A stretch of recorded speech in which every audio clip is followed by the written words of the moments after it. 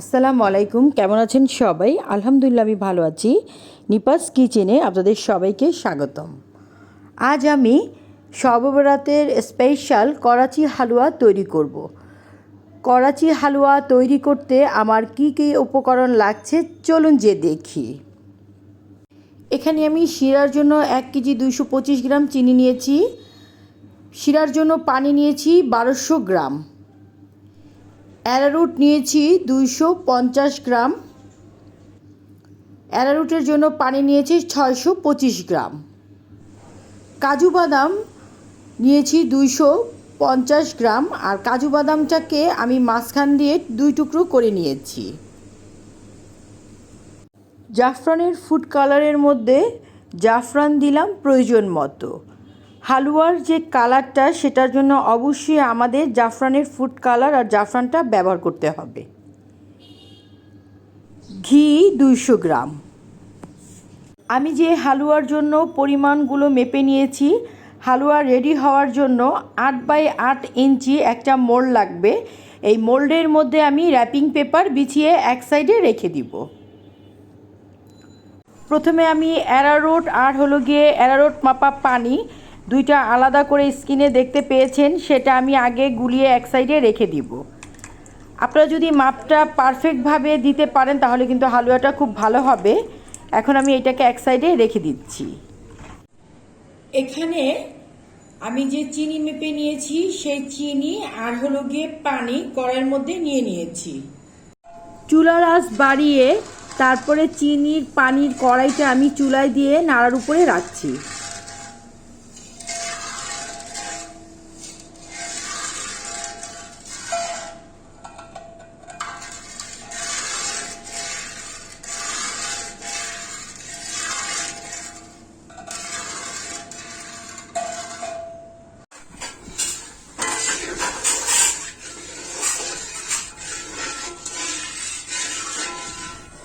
চিনি সম্পূর্ণ গলে গিয়েছে। এখান থেকে চিনির শিরা অর্ধেক আমি তুলে রেখে দিব। এটা একটা ঘন শিরাও হবে না, একদম পাতলা শিরাও হবে না। চিনিটা গললে যে শিরাটা হবে সেখান থেকে আমি অর্ধেক শিরা তুলে নিচ্ছি।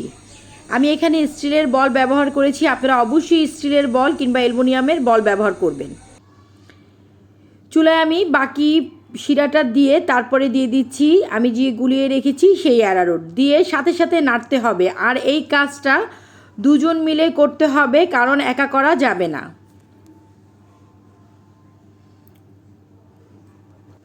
বাকি যে শিরাটা সেটা গরম থাকার জন্যই কিন্তু স্টিলের বলে রেখে দিয়েছি। আর আমি কিন্তু এটা নাড়ার উপরেই রাখছি, আমি 1 সেকেন্ডের জন্য এটা ছেড়ে দিব না, নাড়ার উপরেই কিন্তু রাখতে হবে, নাড়া বন্ধ করা যাবে না। এভাবে ঘন হয়ে আসলে ভয়ের কিছু নেই, নাড়ার উপরেই রাখতে হবে।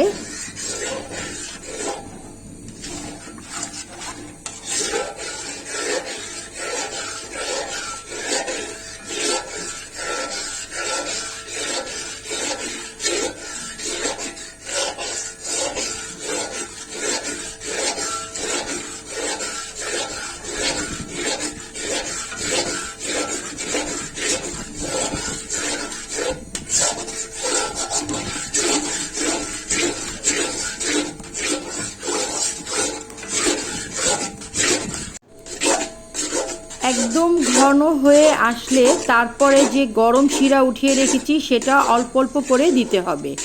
দিয়ে আমি যেভাবে স্কিনে দেখিয়ে নাড়ছি এভাবে করে নাড়তে হবে।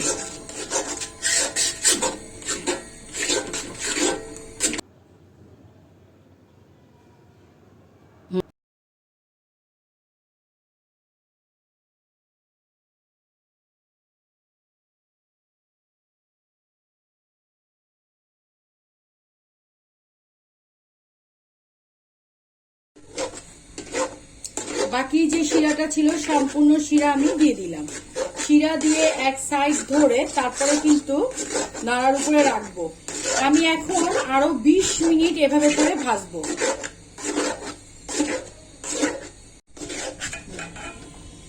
20 মিনিট পর আমি যে ঘি রেখেছিলাম সেই ঘি অল্প অল্প করে দিয়ে দিচ্ছি।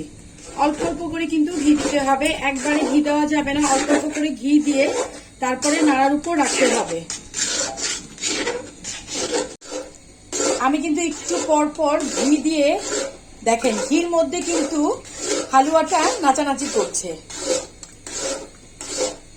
আমি কিন্তু 5 মিনিট পর পর না, আমি কিন্তু 2 মিনিট পর পর ঘি দিচ্ছি। কেউ কিন্তু আবার 5 মিনিট পর পর দিয়ে তারপরে বলবেন না আপু আপনি যে দেখিয়েছেন সেটা আপনার মতন হলো না, কারণ এটা নো ফেল রেসিপি।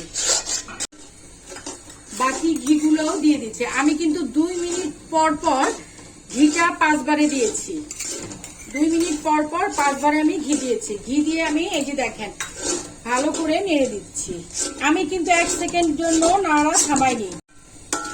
এখন দিয়ে দিচ্ছি আমি ঘি দেওয়ার অনেকক্ষণ পর দিয়ে দিচ্ছি কেশর ভেজানো পানি দিয়ে ভালো করে নাড়ার উপর রাখছি।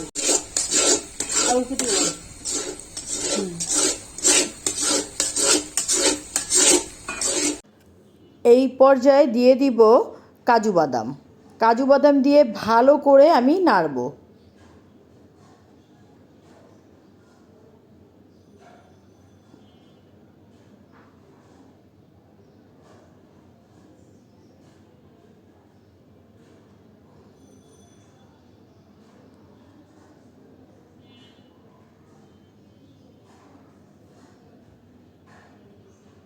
কড়াই থেকে কিন্তু হালুয়া একদম ছেড়ে দিয়েছে। এখন হালুয়াটা আমি নামিয়ে আমি যে আপনাদের দেখালাম সেই মোল্ডের মধ্যে ঢেলে নিব। খুব সমান করে ঢালতে হবে যেন কোনো দিন উঁচা নিচে না হয়, একদম সমান হয়ে যেন সব জায়গায় হালুয়াটা ঠিকঠাকভাবে পড়ে। হালুয়াটা ঠান্ডা করার জন্য এক জায়গায় রেখে দিব। হালুয়াটা হালকা গরম থাকবে, তারপরে হালুয়াটা আমি জিমল করে নিব। হালুয়াটা হালকা ঠান্ডা হয়ে গিয়েছে, এখন আমি হালুয়াটাকে জিমল করে নিচ্ছি। হালুয়াটা জিমল করা হয়ে গিয়েছে, এখন আমি আমার পছন্দ মতো হালুয়াটাকে কেটে নিচ্ছি।